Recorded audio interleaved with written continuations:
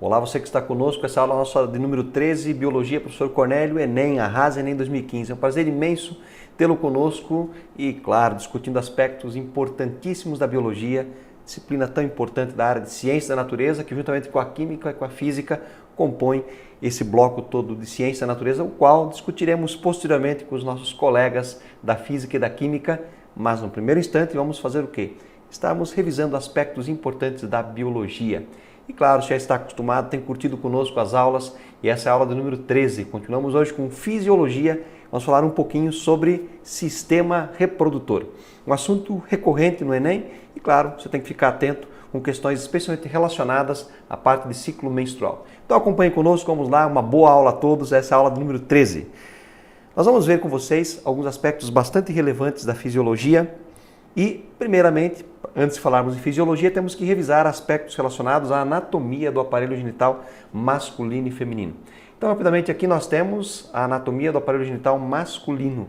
Aparelho, um sistema, vamos analisar aqui com vocês que, a princípio, dividimos em duas partes. Dividimos, obviamente, na porção externa, onde nós teremos pênis e saco ou bolsa escrotal, e a parte interna composta por canais e várias glândulas. Nós vamos começar a analisar o que primeiramente nós encontramos no interior da bolsa escrotal, saco escrotal, que obviamente são os testículos, que você pode observar aqui, os testículos. Os testículos são as glândulas masculinas produtoras de um hormônio muito importante que é a testosterona. A testosterona é produzida nas células de Leydig ou de Leydig. Então, a produção de testosterona, deste hormônio masculinizante, que determina as características secundárias masculinas, pelos, massa muscular, voz e assim por diante, produzido nas células de Leydig. E claro, o gameta, que é o gameta masculino, que é o espermatozoide, também é produzido nos testículos. Então aqui nós temos também a produção do espermatozoide. Então duas porções importantes aí. Primeiramente vamos ter um hormônio, que é a testosterona, e vamos ter, em segundo plano, um gameta, produzido nos túbulos seminíferos. Ok?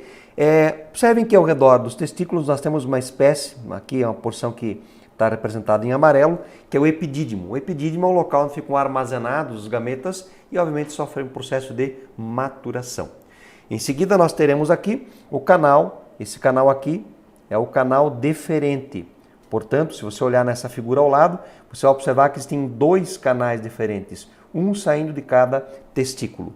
Os canais diferentes, obviamente, vão se convergir num único canal. Aqui você observa isso muito bem, formando um pequeno canal, que é o tal do canal ejaculatório. Esse canal ejaculatório, antes nós vamos ter o encontro, o canal ejaculatório que antes da próstata, vamos ter o encontro com as vesículas seminais. Então, as vesículas seminais, o canal ejaculatório, em seguida a glândula próstata. Então aqui você observa a próstata, aqui você observa uma das vesículas seminais, melhor representadas nesse segundo esquema. Um total mais ou menos de 3 ml é que o homem ejacula. Nesses 3 ml, 10% do que ele ejacula, em média, 10% vem dos testículos, que compõem basicamente o que é o gameta masculino. Em torno mais ou menos de 50% vem das vesículas seminais, que produzem nutrientes para os gametas, líquidos que são lubrificantes, que servem de veículo de transporte para os gametas. E vamos ter aqui a próstata, que produz em torno de 35% de líquido que, obviamente, também serve de nutriente, regula o pH para que o gameta consiga sobreviver. E sobra uns 5%. Os 5% restante estão em glândulas aqui próximas ao canal uretral, as glândulas de Cooper ou bulbo uretrais, que produzem o famoso líquido espertalhão, o jato que ele sai antes no ejaculado, que tem por função abrir o caminho e lubrificar o canal uretral. Nesse líquido não existem espermatozoides, mas ele abre caminho, Como ele abre caminho, os espermatozoides vêm logo em seguida com o restante do líquido. E a função é lubrificar o canal uretral e reduzir a acidez do canal uretral e do canal vaginal. Então esses são os líquidos liberados, então de 5% saem das glândulas bulbo-uretrais ou glândulas de Cooper. Nós vamos ter, interessante aqui destacar a importância das glândulas e um destaque especial para a próstata. Por dentro da próstata você observa que passa o canal uretral e se encontra o canal ejaculatório. Então nessa porção aqui, vamos destacar melhor, nós vamos ter aqui o canal uretral e vamos ter aqui o encontro com o canal ejaculatório. Tudo isso dentro da próstata. Tá? Por isso que essa glândula tem uma importância bastante grande no processo de formação do ejaculado, mas claro, como passa o canal uretral por dentro dela, com a idade, a tendência normal da próstata é ter um crescimento, uma hiperplasia, isso é normal. O cuidado que tem que se ter é que essa hiperplasia não possa ser um tumor cancerígeno, por isso que é interessante a procura desse antígeno, tal do exame chamado PSA, para verificar se não existe algum tumor associado à glândula próstata. E aí, claro, é feito o tal do PSA e, a partir de uma certa idade, né, associado ao exame do toque retal, onde o médico vai averiguar, inserindo o dedo no ânus, se essa próstata ela não está muito grande, muito pequena, se ela tem grânulos e se há alguma deformidade na glândula. O canal uretral, portanto, ele vai liberar tanto a urina, que vem da bexiga, quanto o ejaculado. Então o homem tem um canal duplo, chamado de canal urogenital. E interessante, obviamente, como nós discutimos na aula 12, falamos sobre o sistema nervoso autônomo simpático e parasimpático, e falamos que o sistema nervoso simpático controla o ato relacionado à ejaculação, e o sistema nervoso parasimpático a micção. Por isso que o homem não consegue ejacular e urinar ao mesmo tempo, porque ora age um, ora age o outro, nunca concomitantemente. Ou o indivíduo ejacula ou o indivíduo urina. Um exemplo clássico é disso a dificuldade em urinar quando o pênis está erétil. O homem acorda com teor de testosterona alto com o pênis erétil. Ele tem uma dificuldade muito grande na ejaculação. Por quê? Porque, obviamente, se o pênis está erétil, quem está atuando para a ejaculação seria o sistema nervoso simpático. E o simpático não indica micção, o ato de urinar. Então o pênis tem que ficar flácido para ele conseguir urinar. Então passa efeito do simpático, o parasimpático atua, o pênis fica flácido, aí sim se consegue urinar. Então nunca concomitantemente, isso é bem interessante. Outro aspecto interessante, temos aqui o órgão copulador, que é o pênis. O pênis, quando erétil, tem uma média de 13 centímetros.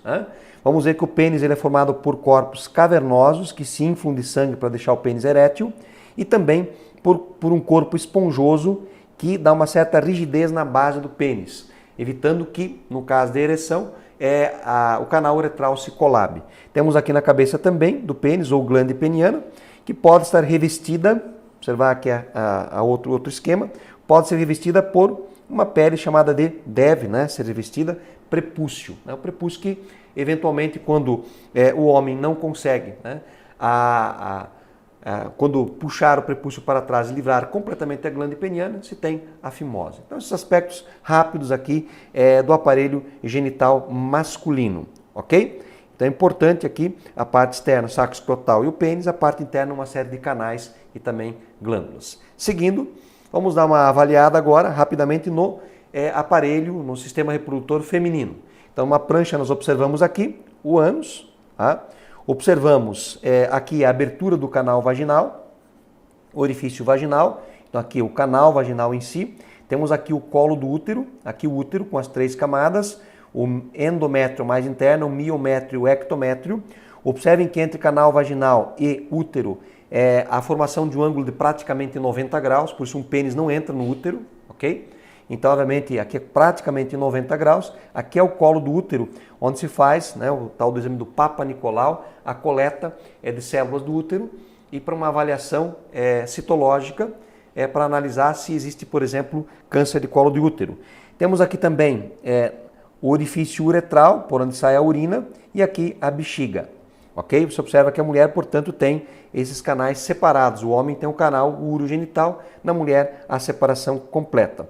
Observe que na parte frontal também existe aqui o clítoris ou clitóris, que é um pênis, é um pequeno pênis, ele tem por volta externamente de 1 centímetro, para dentro pode ter vários centímetros, e o pênis tem uma função excitatória. Em algumas tribos na África e na Ásia é cortado fora esse clítoris ou clitóris por uma questão cultural, onde se coloca que a mulher não pode sentir prazer e corta os pequenos lábios para que a mulher também fique mais higienizada. Obviamente uma questão que no Ocidente é condenada.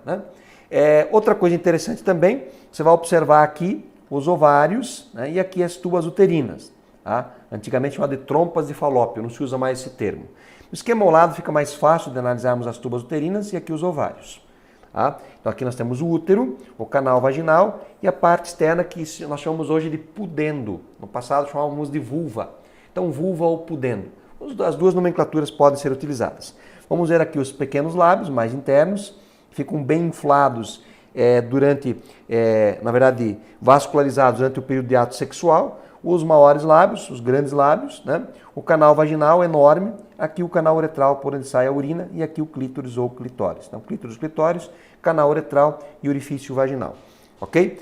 Então, essas são as partes externas do aparelho genital feminino. Nós vamos continuar agora, uma foto um pouquinho mais clara para você entender, né? Então, aqui o canal vaginal, né? Vamos ter aqui o colo do útero, né? O útero, aqui nós observamos bem essa camada interna que é o endométrio, até 2/3 dela a mulher perde no fluxo menstrual. Temos o miométrio aqui, que é uma parte muito espessa, o útero tem mais ou menos o tamanho de uma mão fechada em forma de pera, e vamos ter aqui o ectométrio por fora, aqui os ovários, aqui a tuba uterina, antiga trompa de falópio. Externamente aqui o monte púbico, monte de Vênus, né? Vamos ver o clítoris ou clitóris, né? O meato uretral, né?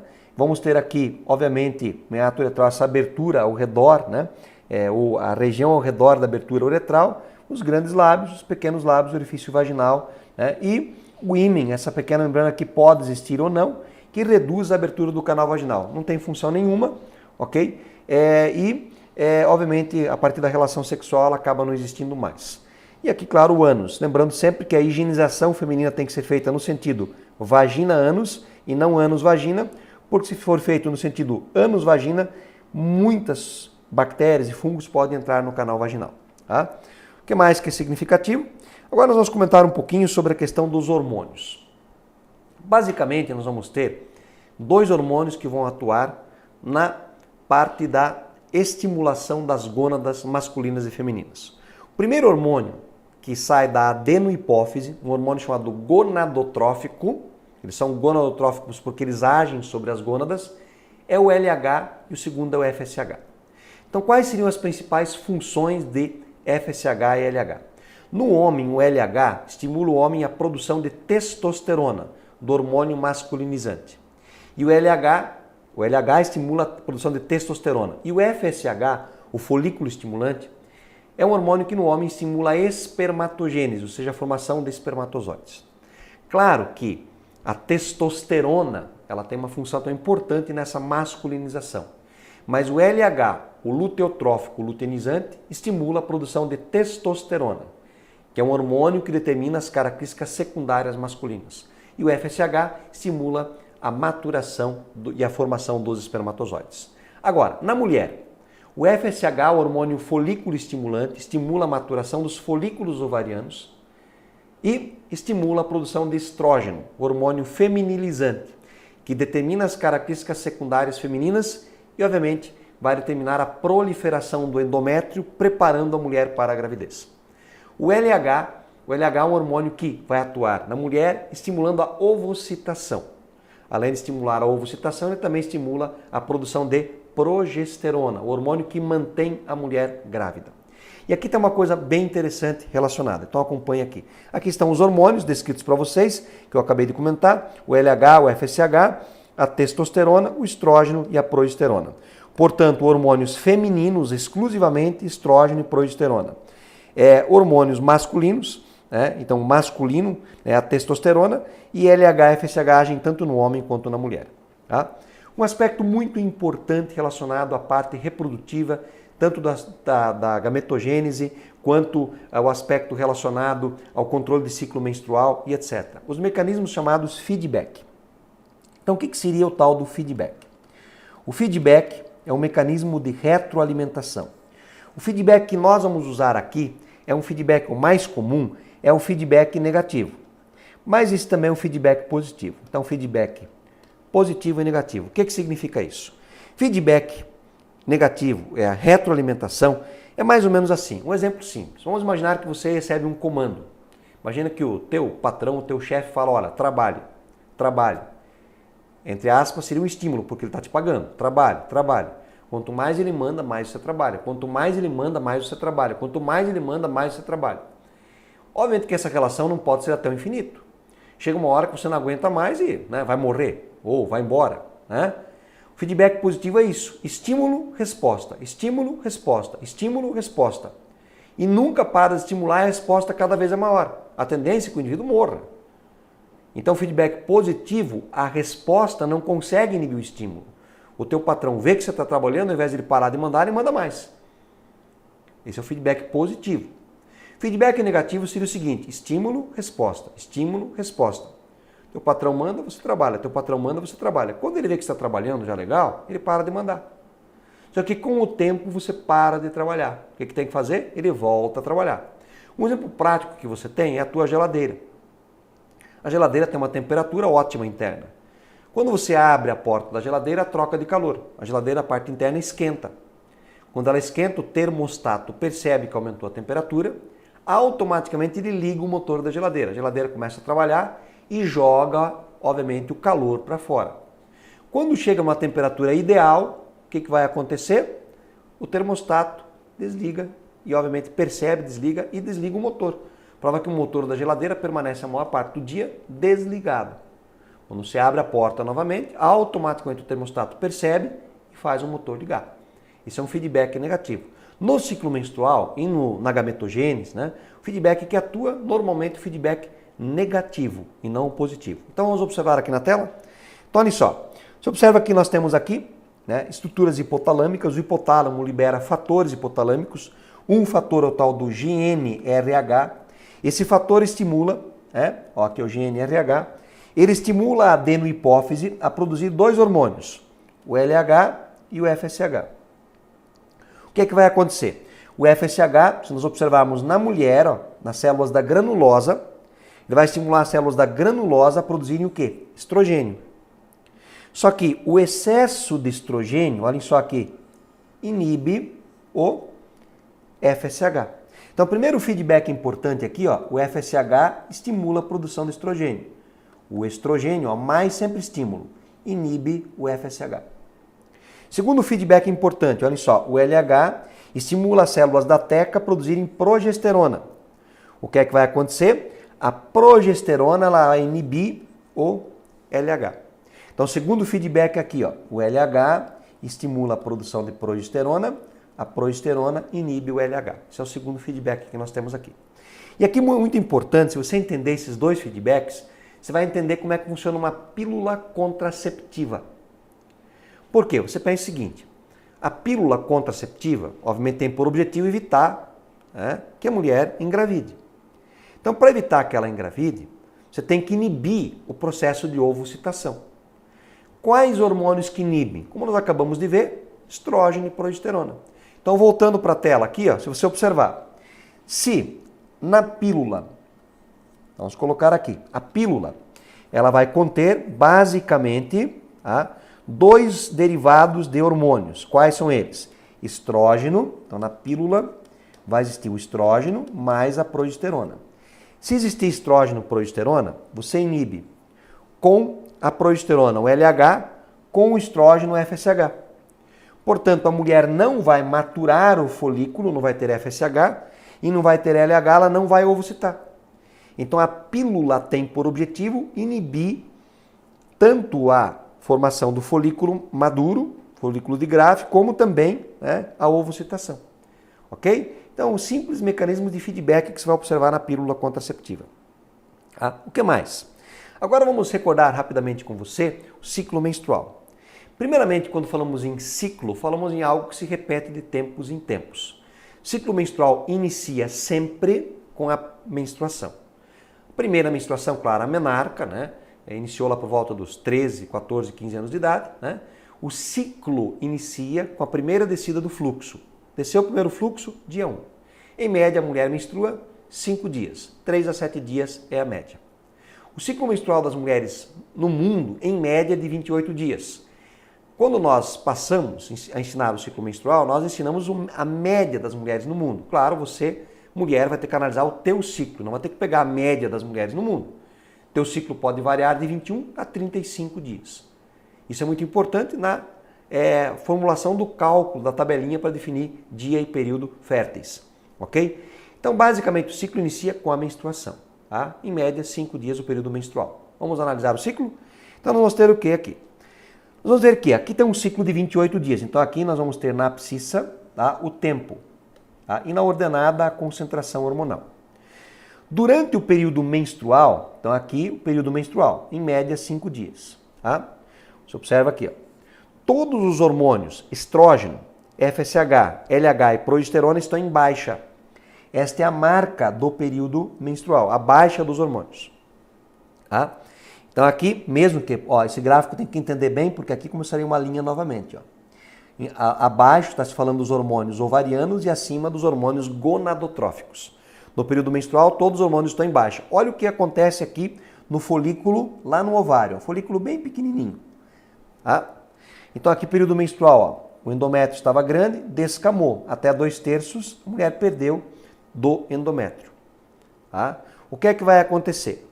O primeiro hormônio a agir é o FSH. O FSH vai agir, aí vai começar a aumentar. E vai ter um pico máximo. Na verdade, aqui o pico máximo é por volta do 12º dia. O que o FSH faz? Então, só recordando, o FSH estimula a produção de estrógeno. O estrógeno inibe o FSH. O FSH vai estimular a produção do estrogênio, o estrógeno. Ó. O estrógeno começa a aumentar. E o que o estrógeno faz sobre o endométrio? Ele prepara o endométrio para a gravidez. Olha o endométrio crescendo aqui. Por isso que nós falamos que os primeiros 14 dias do ciclo representam a fase proliferativa ou estrogênica. A fase onde o estrógeno está preparando o endométrio para a gravidez. Inclusive, a fase menstrual pode ser embutida dentro dessa fase proliferativa ou estrogênica. A presença excessiva do estrógeno estimula a liberação do LH. O LH, o que ele vai fazer? É o hormônio que tem o maior pico. Ó. Ele tem um pico no 14º dia e a função dele é fazer a mulher ovocitar. Observem aqui, a mulher ovocitou. O folículo estava maduro, o ovócito saiu. O restante do folículo que sobra a gente chama de corpo lúteo. Tá? E esse corpo lúteo, o corpo amarelo, ele vai passar a produzir progesterona.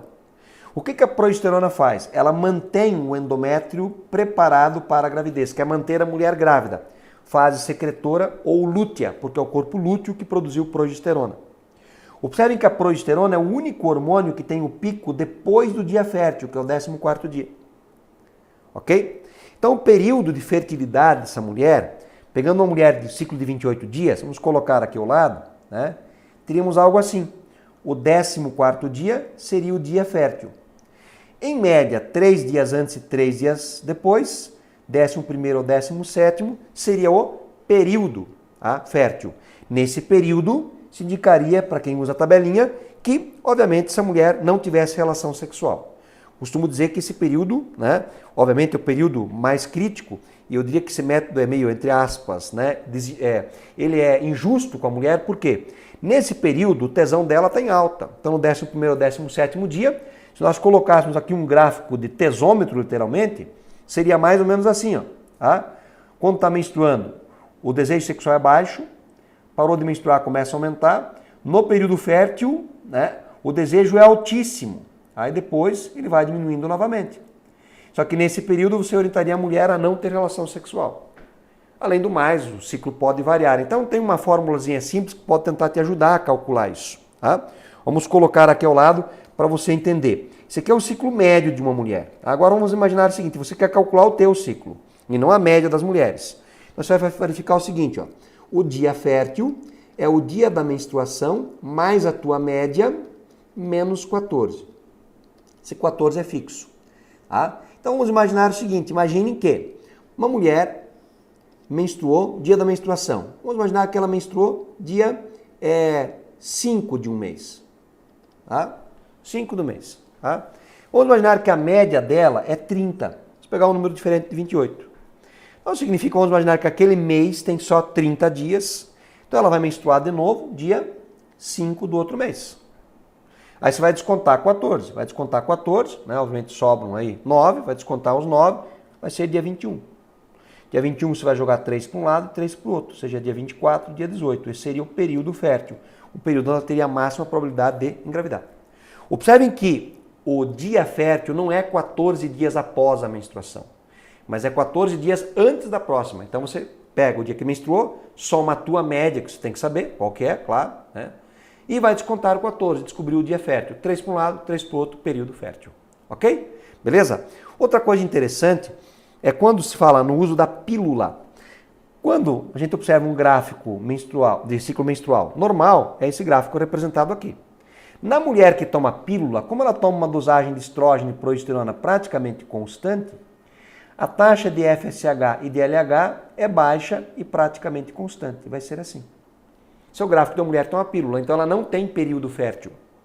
Tá? Ah, como é que fica o tesão dela? Não sei porque eu não tomo. Né?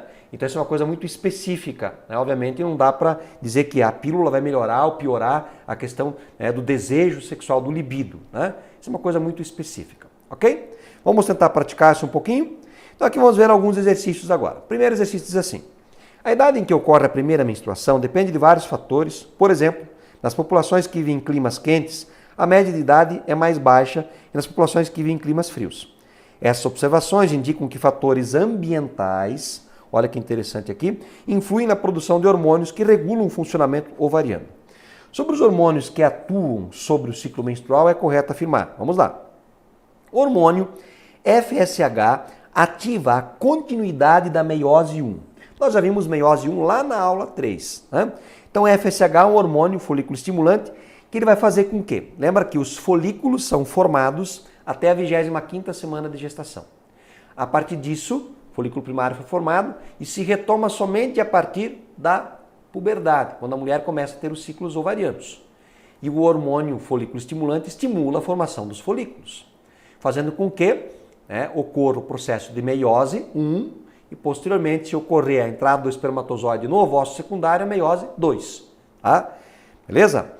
Os ciclos menstruais iniciam quando as ovogônias se transformam em ovócitos primários ou cito 1. Né? Então, os ovócitos primários ou cito 1. Então, na verdade, os ciclos menstruais iniciam quando as ovogônias se transformam em ovócitos primários? Não. Lembra que isso ocorreu, nós vimos na aula 3, na vida intrauterina. Então, não dá para aceitar. O sistema nervoso capta sinais relacionados com o clima e essas informações podem influenciar a produção de hormônios no hipotálamo e na hipófise, resultando em ativação das funções gonadais. Foi o que o texto disse. Tá? Então, verdadeiro aí. A alternativa que nós marcamos como correta, a letra C, 1 e 3 estão corretas. Questão de nível médio, não foi muito fácil não. Tá? Seguindo, um problema que tem aumentado consideravelmente nos últimos anos é a gravidez na adolescência. O uso e o conhecimento adequado de métodos contraceptivos pelos jovens podem reverter este quadro. Sobre os métodos contraceptivos, é incorreto afirmar-se que, para maior segurança nas relações sexuais, deve-se utilizar a camisinha masculina ou feminina, pois elas previnem a transmissão do vírus da AIDS e uma possível gravidez. Texto muito simples, corretíssima alternativa. O DIU, dispositivo intrauterino, é um método contraceptivo que previne uma gravidez indesejada, mas não previne a transmissão de doenças sexualmente transmissíveis. Lembrando que o DIU é um dispositivo colocado dentro do útero, portanto ele não recapa o canal vaginal e muito menos o pênis, então ele pode sim prevenir uma gravidez, mas ou evitar a nidação.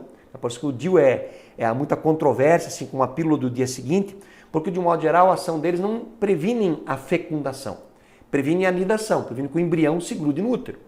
Dependendo do teu conceito de vida, você pode considerar que seja aborto ou não. Porque tem dois conceitos aceitos pela lei brasileira. A vida surge com a fecundação e a vida surge com a nidação, quando o embrião uma semana depois se gruda. Tá? Mas o DIU não previne as DSTs. Portanto, correto também. Tá? O diafragma é um método contraceptivo que deve ser utilizado como uma pomada ou gel espermicida. De um modo geral, o diafragma parece uma camisinha para elefante, é colocado sobre o colo do útero, tá? E ele impede, um método de barreira, a entrada do espermatozoide no útero e é usado com gel espermicida, verdadeiro. O método tabelinha é eficaz se forem evitadas relações sexuais somente no dia da ovulação, não como nós vimos, em média tem que dar um período que nós calculamos em média 7 dias, portanto, falsa essa alternativa. Então, a alternativa D, nós vamos marcar aí. E a letra E diz, a pílula método hormonal feminino impede a ovulação? Sim, esta é a função da pílula, impedir a ovulação. E nós observamos alguns aspectos relevantes, portanto, hoje, de sistema reprodutor, que tem a ver tudo com fisiologia endócrina. Um grande abraço a todos, até a nossa próxima aula 14, e não esqueça, arrase no Enem 2015. Valeu, pessoal, bons estudos.